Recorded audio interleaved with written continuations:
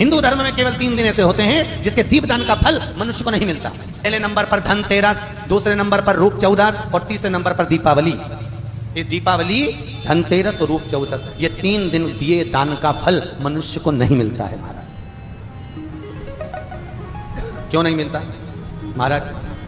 हम तो जला जला के और ओटले पे जलाएं, पीपल के नीचे लगाएं, खूब दीपदान करते हैं, तो इसका फल मनुष्य को क्यों नहीं मिलता? क्योंकि राजा बलि की भूमि को जब वामन भगवान ने 3 पग में नाप लिया था, राजा बलि सुतल लोक का राजा बना था, तो राजा बलि ने वामन भगवान से कहा था, प्रभु आपने 3 पग में मेरी पृथ्वी को नाप लिया, पर आपसे मांगना चाहता हूं तो केवल इतना दे दो कि 3 दिन जो पृथ्वी पर दीपदान करेंगे उसका फल मेरी किस्मत में, मेरे भाग्य में लिखा जाए।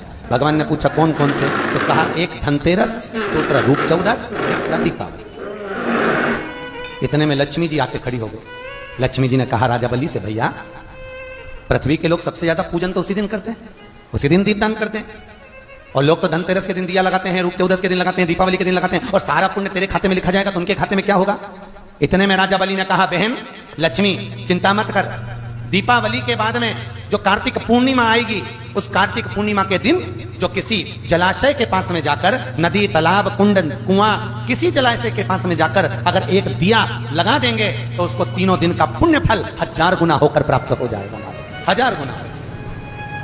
इसलिए हमारे यहाँ पर दीपावली को तो केवल दीपावली कहते हैं, पर कार्तिक की पूर्णिमा को देव दीपावली कहते हैं।